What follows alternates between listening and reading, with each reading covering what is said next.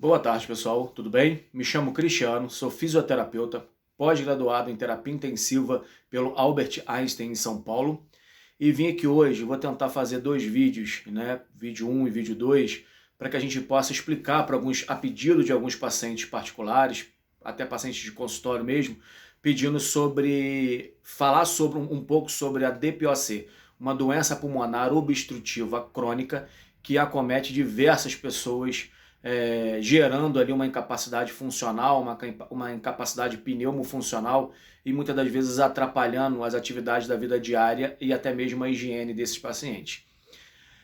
Quando você fala sobre uma doença pulmonar, você tem que ter em mente que o nosso pulmão, tá?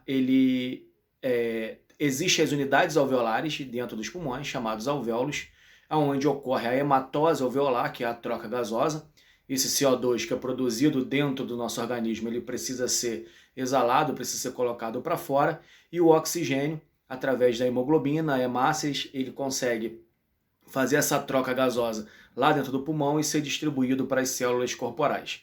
Então você precisa da renovação desse ar, você precisa da hematose alveolar para que ocorra, na realidade, a hematose tecidual, a troca gasosa, né, nos pulmões, para que ocorra também a troca gasosa nos tecidos e acaba ofertando esse oxigênio para todas as células do nosso corpo. Quando você tem em mente, tá, em pulmão, nós precisamos saber que o nosso pulmão existe uma complacência e uma elastância. A complacência pulmonar é a capacidade que esse pulmão tem de conseguir colocar ar para dentro, né? A capacidade que esse pulmão tem de armazenar esse ar. Então, conforme você for melhorando a sua complacência pulmonar, automaticamente você tem uma maior capacidade pneumofuncional.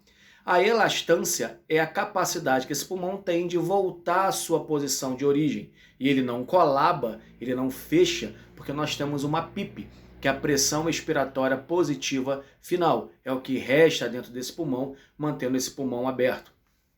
Então nós temos a complacência, que é a capacidade que esse pulmão tem de receber esse volume corrente, essa quantidade de ar. O que é volume corrente? É a quantidade de ar que entra e sai desse pulmão. E nós temos a elastância, que é o retorno desse pulmão de uma forma passiva. A realização da inspiração, ela é de forma ativa. O principal músculo é o diafragma, tá? E já a expiração é de forma passiva, não há interferência da musculatura, a não ser que ocorra alguma desordem nesse processo ventilatório e você precisa da musculatura fazendo força para colocar esse ar para fora, tá?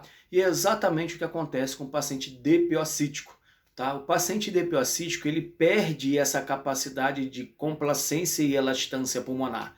Então ele acaba retendo o ar dentro dos pulmões. Ele retendo esse ar dentro dos pulmões, ele fica com o pulmão hiperinsuflado, tá? Uma característica que nós vimos no paciente DPOcítico é aquele tórax em tonel, tórax em barril, aquele tórax mais abaulado, né? E você vê que o paciente ele não consegue soltar esse ar, ou seja, é uma doença obstrutiva.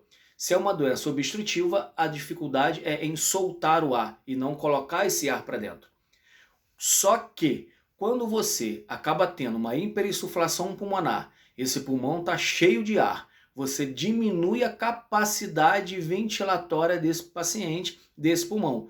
Já que você tem um pulmão cheio de ar, né, se você já está com aquele espaço ocupado, você vai acabar reduzindo a quantidade de ar que vai entrar para tentar ocupar algum espaço, já que aquele espaço está totalmente ocupado. Então, o que nós precisamos fazer com esse paciente? Nós precisamos fazer com que esse paciente libere esse ar que está aprisionado dentro do pulmão, tá? Fazendo manobras ali de expiração de uma forma mais prolongada, auxiliando, né, com compressão de tórax nesse paciente, fazendo com que esse paciente tente esvaziar o máximo possível esse pulmão. Se o paciente estiver em ventilação mecânica, o paciente entubado, nós vamos ali alargar o tempo ins e ex, fazer normalmente o tempo ins e ex é de 1 para 2, 1 segundo de inspiração e 2 segundos de expiração.